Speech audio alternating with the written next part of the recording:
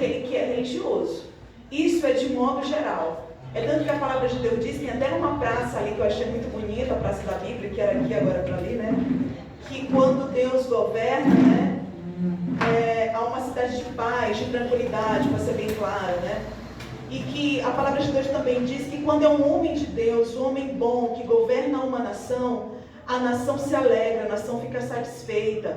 Mas quando é um homem que não segue os preceitos de Cristo, né, toda a nação sofre, né? Então, existem dois tipos de político, mas todos os dois são importantes. É tanto que no Novo Testamento, em Efésios, se eu não estou enganada, fala dessa questão da gente respeitar as autoridades, né? Da gente orar por elas. Então, existem esses dois tipos de político, né? O líder político, que organiza, que põe em ordem, né? E aquele político religioso, que eleva o povo a Deus, a ter uma conexão com Deus, né? O tópico 1 diz assim: Deus suscita os profetas Ageu e Zacarias. Deus levantou 2 profetas. Primeiro veio Ageu e depois levantou-se Zacarias.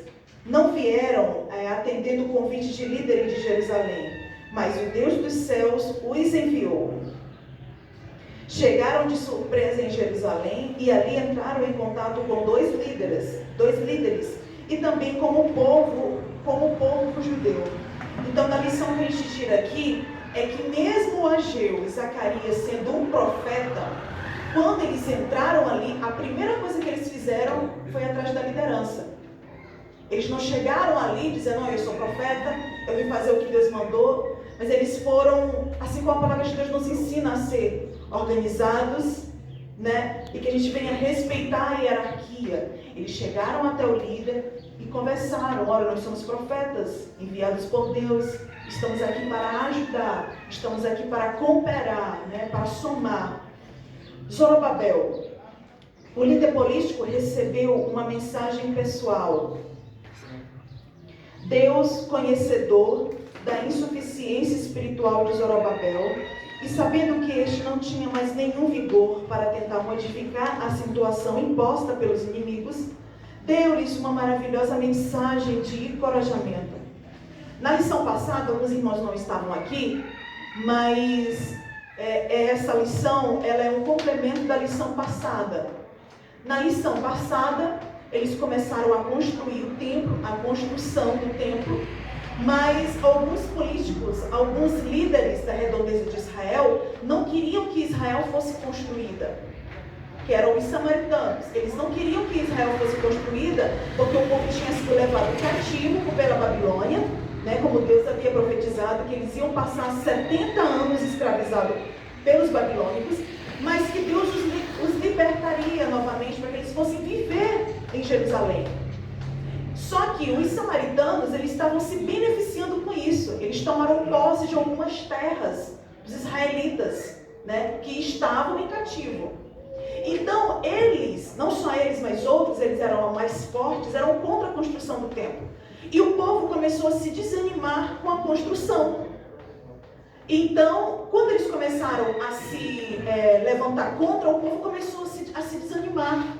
Por isso que aqui no início, diz que o templo ficou 15 anos parado, a construção passou 15 anos parada, porque eles se desanimaram. E assim também Zorobabel, com tantos ataques, ele tentando reconstruir, ele tentando buscar aliados, mesmo que de uma forma errada, ele se desanimou.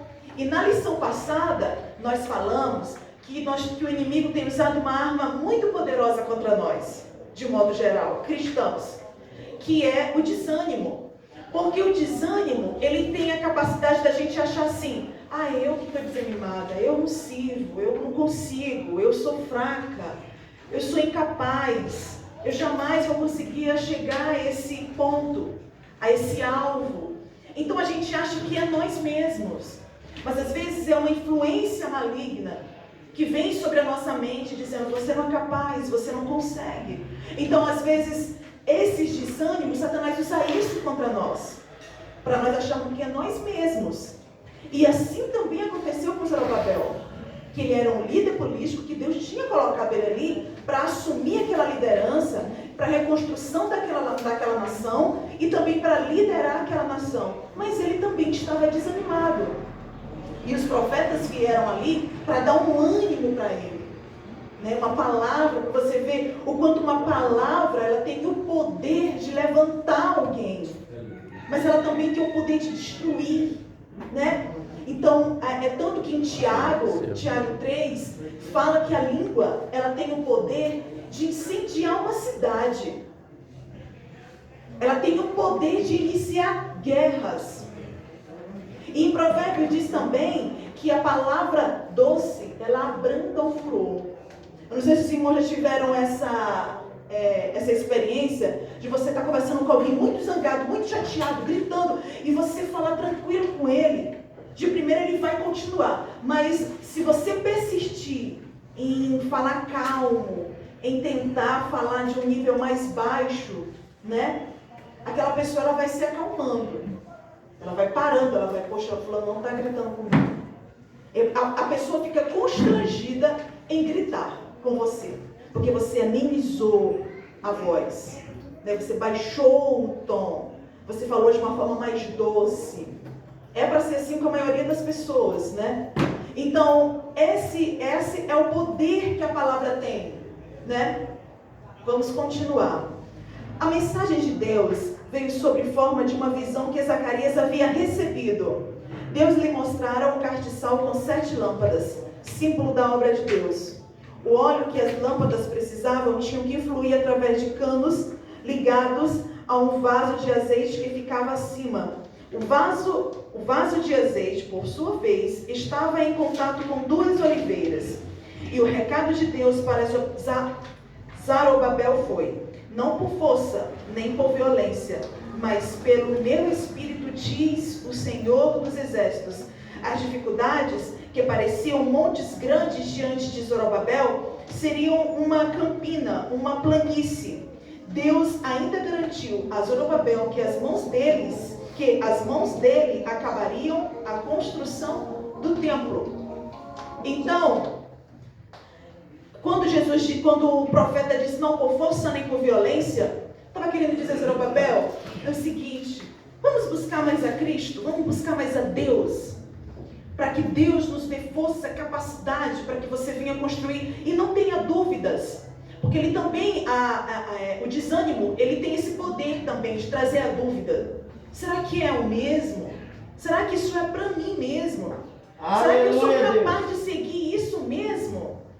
Então o profeta chegou ali para dar ânimo para aquele homem que Deus havia escolhido para seguir aquela obra. O que a gente traz com isso? Que todos nós, seres humanos, também, em algum momento da nossa caminhada com Deus, nós vamos nos sentir desanimados, independente da posição que nós exercemos dentro da igreja. Mas o que vai diferenciar isso? A palavra. A importância de você ter alguém que diga assim: fulano, você vai vencer, você vai conseguir. Olha, Deus é contigo. Isso todo mundo passa, todo mundo vai passar por dificuldade. Então é muito importante a gente sempre buscar. Claro que algumas vezes nós vamos ter que ser exortados, né? Mas a função de todas essas coisas é para nos acrescentar, para nos reconstruir, que foi o que nós falamos na aula passada.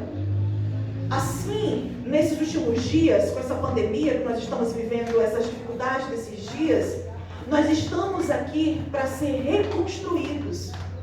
Deus não enviou esse vírus para matar metade da população, não, para nos trazer um despertamento, uma reconstrução. Sabe, eu vi uma postagem dizendo assim: e agora? Quem tinha seus jatinhos, seus carros, seus impérios, que vocês poderiam ir para qualquer lugar, estar em qualquer lugar, e hoje que faz sentido o carrão, o jatinho, se você não pode ir por causa do vírus, né? Então, do pobre ao rico, do branco ao negro, todos estão vivendo numa situação igual. Por quê? Diante de Deus e diante de todas as coisas, diante de Deus, todos nós somos vistos iguais. Não existe classificação, classe social diante de Deus. Todos nós somos vistos diante de Deus da mesma forma, todos nós temos o mesmo valor, porque todos nós somos comprados com o mesmo sangue. Fulano não foi comprado com o sangue de Cicrano, não, nós somos comprados com o seu sangue, com o sangue de Cristo, né?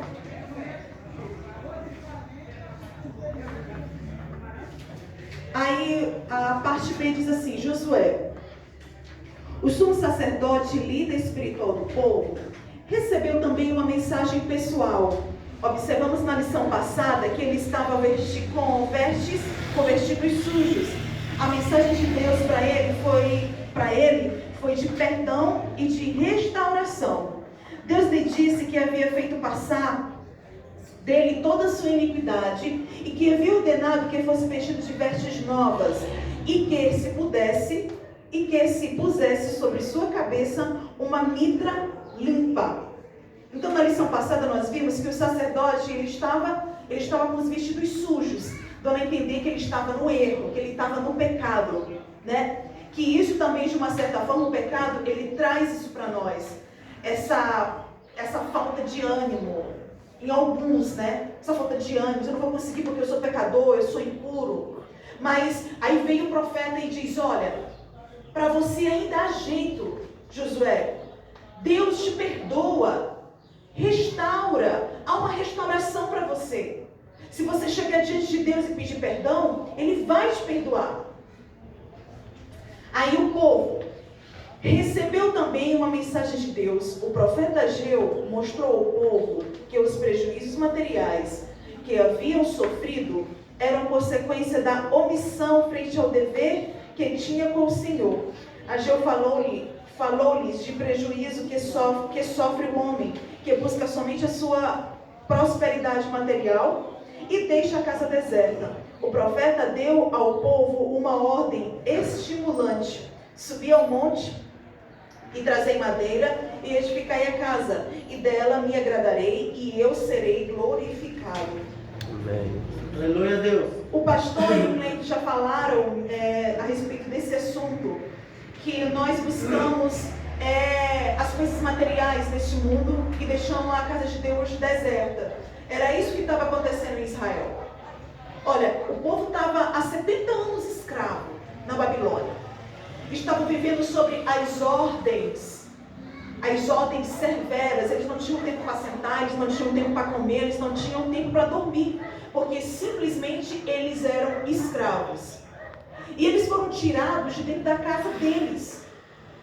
Então, quando eles chegaram em Jerusalém, o que eles pensaram? Eu vou construir logo a minha casa. A casa para os meus filhos. Um lugar para eles habitarem, para eles estarem ali.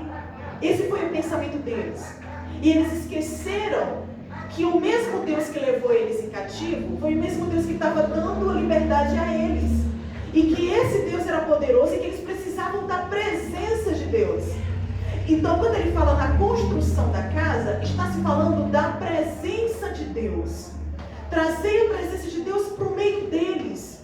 Porque naquela época não existia Jesus. Naquela época ainda não tinha o tempo da graça.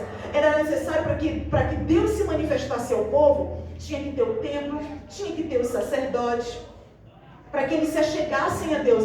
Mas eles estavam tão preocupados em construir a casa deles, porque eles passaram tanto tempo dormindo em qualquer lugar, se abrigando em qualquer lugar, estando sobre a ordem cruéis de um Senhor. Aí você pode dizer assim: mas irmã, isso era muito natural, eu acho que eu também faria isso. Né? Se a gente pensar um pouco, cada um de nós também, talvez nós agiríamos assim. Mas Deus queria dizer assim: olha, vocês precisam, antes de terem a casa de vocês, o espaço de vocês, vocês precisam de mim, da minha presença. Porque eu é que vou trazer prosperidade para vocês. Eu é que vou trazer a mudança para vocês. Então vocês precisam de mim. É necessário que se reconstrua o templo. Ou seja, os profetas vieram naquele tempo para trazer um despertamento, além de uma palavra de encorajamento, um despertamento para aquele povo. Que é isso que nós precisamos desses dias. É isso que o escritor da lição está querendo trazer para nós com o tema dessa lição, a reconstrução do templo. Nós precisamos nos reconstruir. Aí, e muitas das vezes dentro da nossa própria casa, porque em muitas cidades ainda não está tendo culto dentro do templo. Está tendo lives, né? Ou seja, o culto dentro de casa. Você quer ter uma conexão com Deus, então procure Deus dentro da sua casa. Porque de fato isso é mais importante. O nosso maior ministério é dentro da nossa própria casa. Então, às vezes,